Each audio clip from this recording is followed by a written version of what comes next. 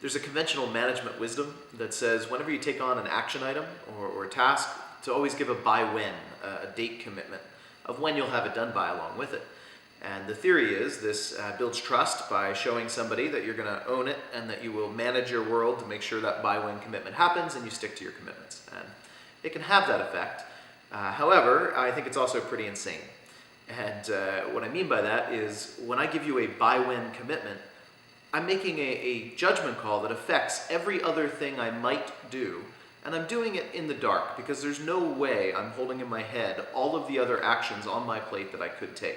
So when I give you a by when without looking at them, I'm deprioritizing something else unconsciously, right? And then worse, I'm likely to unconsciously pursue my commitment because I want to be a good coworker that meets his commitments, even if there's something else that would actually be more valuable for the overall organization for me to do.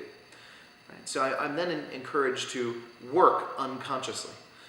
I think there's a much higher standard of consciousness we can get to if we move beyond unconsciously, habitually giving by-when commitments and managing to them. What I'd really like to do in my own work is make sure I'm always working on the most important thing of everything I could be doing at any time.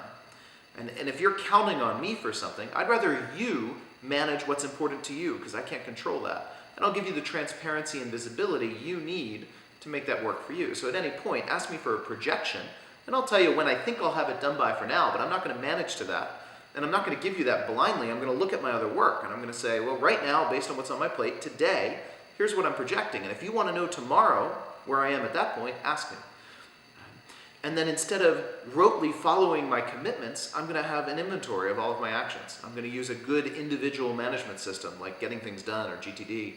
And I'm going to use that to make sure I'm consciously working on the most important thing first in any given moment I'm doing work.